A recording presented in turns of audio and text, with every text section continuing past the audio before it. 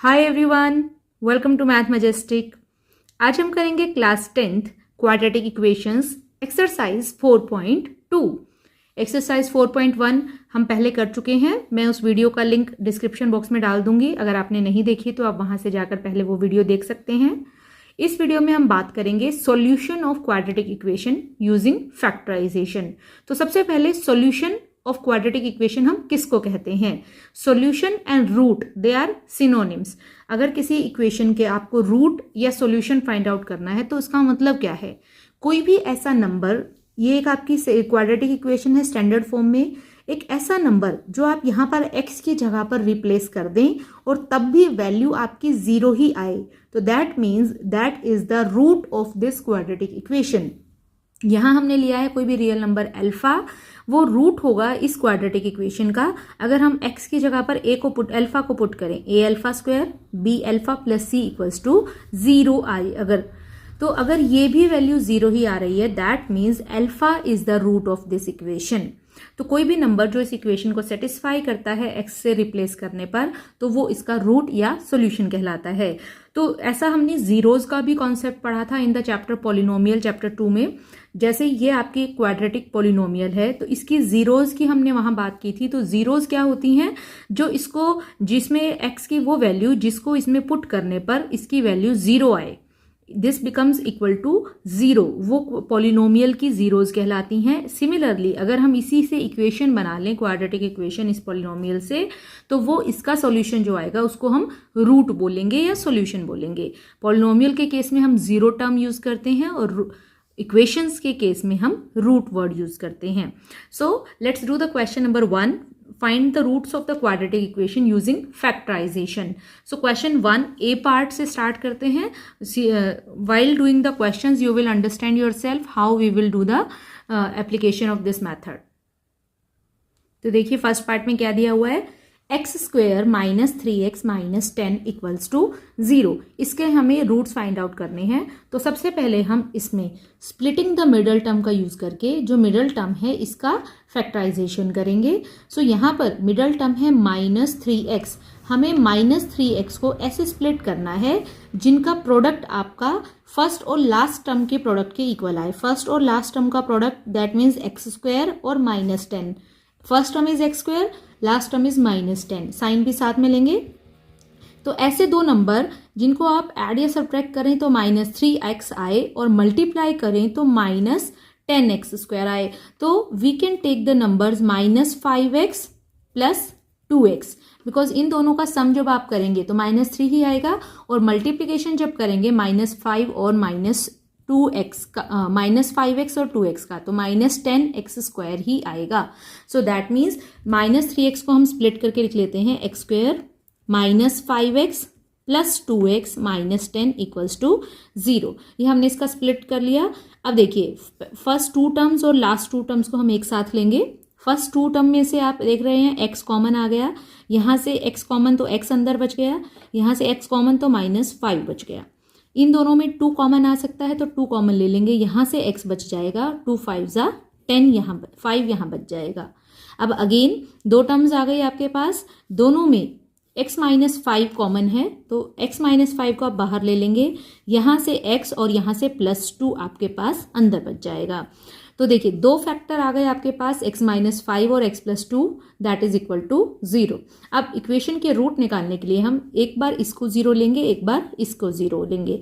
तो either x minus 5 0 और x plus 2 equals to 0, या दोनों 0 हो सकते हैं। देखिए दो टर्म्स का मल्टीप्लीकेशन 0 कब होगा? या तो ये 0 हो या ये 0 हो, कोई भी एक 0 हो या दोनों 0 हो, तब भी मल्टीप्लीकेशन 0 ही होगा। तो आइदर दिस 0 और दिस 0 और बोथ 0। तो यहाँ से तो x की वैल्यू आ गई आपकी 5 और यहाँ से x की वैल्यू आ गई माइनस 2।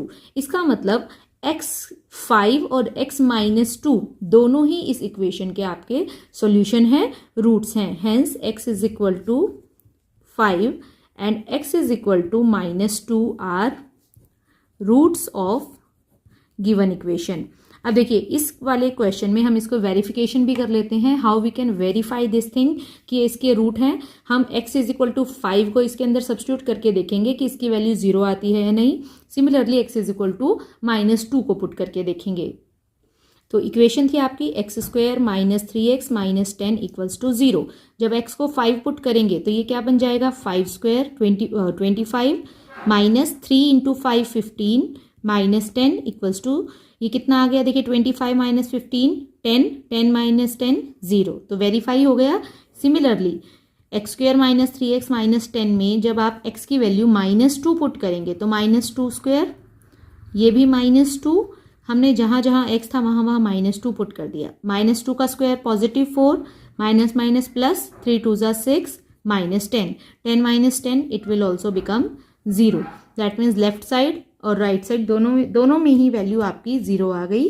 तो इसका मतलब x इज इक्वल टू 5 और x इज इक्वल टू -2 दोनों ही इसके रूट्स हैं।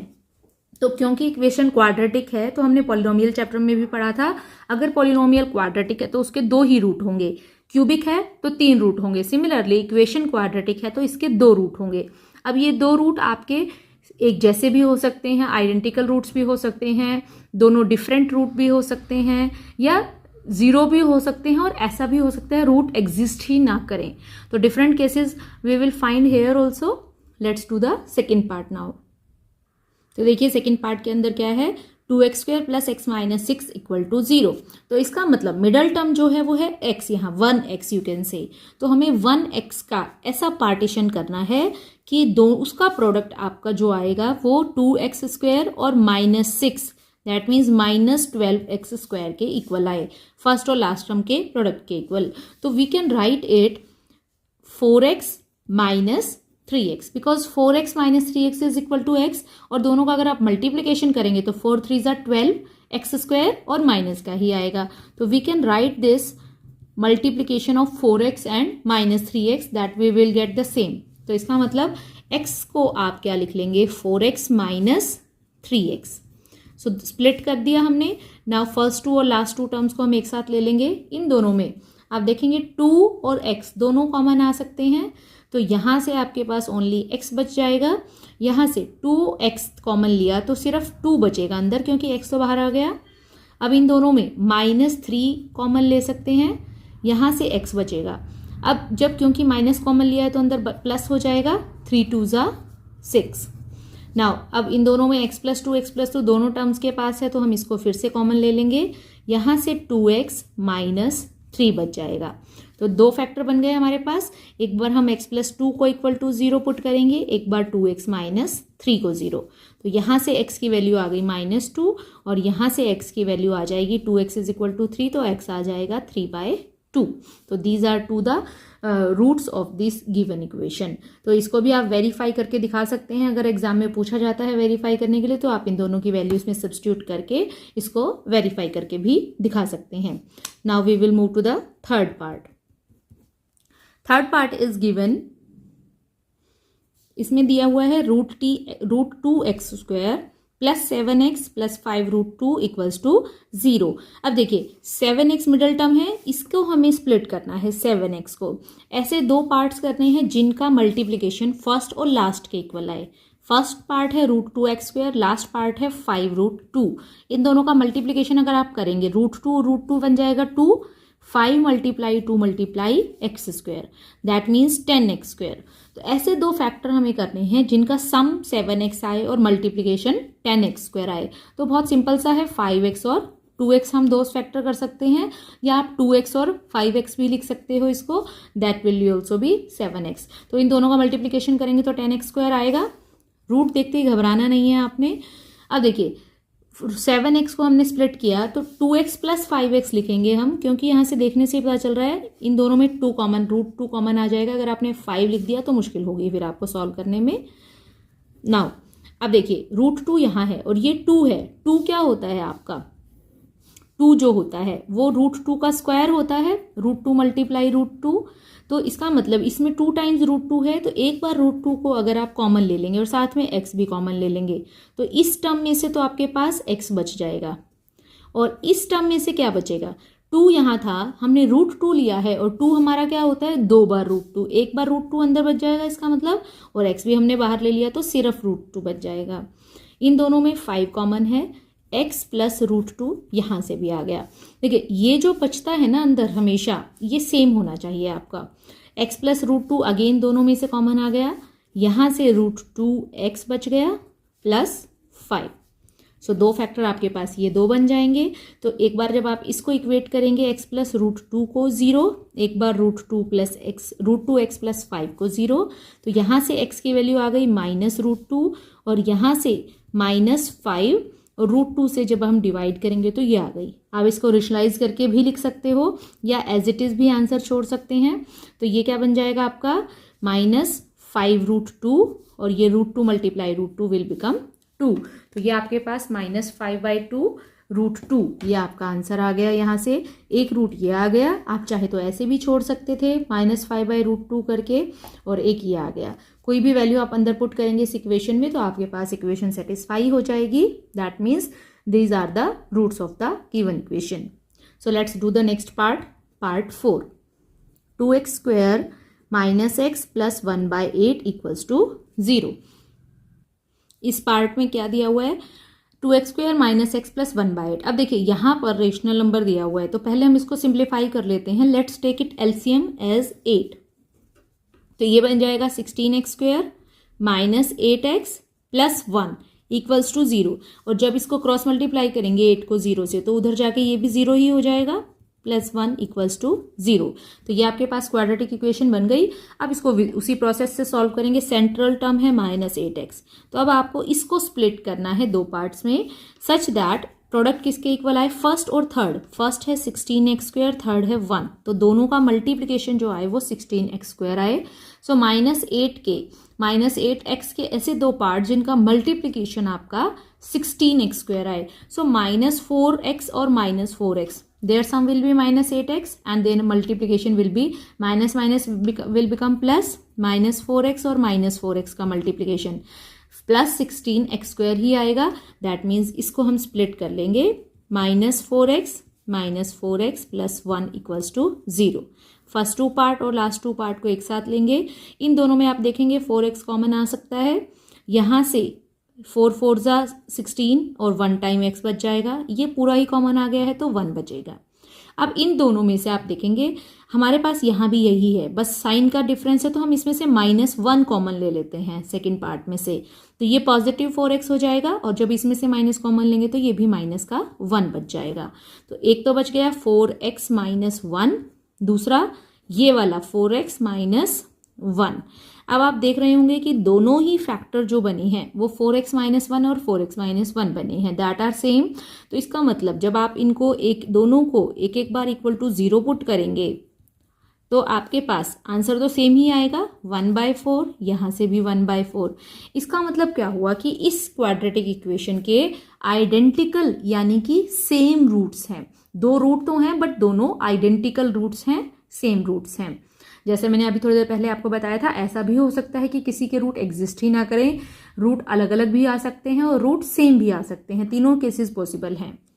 So now we will do the fifth part. तो देखिए इसमें क्या है, 100x² minus 20x plus 1 equals to 0, ये आपको दिया हुआ है। तो इसमें अब मिडल टर्म है -20x, हमें इसको स्प्लिट करना है। फर्स्ट और लास्ट टर्म है 100x² और 1। दैट मीन्स ऐसे दो टर्म, इसको हमें ऐसे स्प्लिट करना है कि उनका मल्टीप्लिकेशन 100x² आ जाए। तो देखिए ऐसे दो नंबर 100 मल्टीप्लिकेशन कब आ सकता है, 10 10 जा 100 हो, 25 जा हो, बट हमें वो चाहिए जिनका सम ये आए। तो कैन वी टेक -10 और -10x, because their sum will be -20, और मल्टीप्लाई करेंगे तो दोनों नंबर माइनस के हैं तो मल्टीप्लिकेशन प्लस का आएगा। सो 100x² आ जाएगा। तो मिडल टर्म को हम स्प्लिट कर लेते हैं, -10x minus 10x plus 1 equals to 0। अब देखिए फर्स्ट टू और लास्ट टू टर्म्स को हम एक साथ लेंगे। फर्स्ट टू को जब हम एक साथ लेंगे तो यहाँ से 10 और x दोनों कॉमन, 10 10 जा 100x, और ये पूरा कॉमन तो -1। अब इन दोनों में से अगेन यहाँ और यहाँ सेम टर्म है, बस माइनस का डिफरेंस है तो हम -1 कॉमन ले लेंगे, ये पॉजिटिव बन जाएगा और ये नेगेटिव। अब दोनों में 10x - 1 10x - 1 सेम टर्म है, इसको बाहर ले लेते हैं। यहाँ भी 10x - 1 बच गया। दैट मीन्स दोनों टर्म सेम है, तो अगेन इसका मतलब रूट जो है वो आइडेंटिकल रूट आने वाले हैं आपके, क्योंकि दोनों को इक्वेट करेंगे 0 से। तो यहाँ से x की वैल्यू आ गई 1/10 और यहाँ से भी आ गई 1/10। दैट मीन्स इस केस में भी आपके पास आइडेंटिकल यानी कि सेम रूट्स आएंगे। So hence we have completed question 1 all parts. In the next video we will do question 2nd, 3rd and 4th. So if you have not pressed the bell icon, please press the bell icon so that आने वाले video की notification आपको मिल जाए। Keep watching my channel. Thank you very much.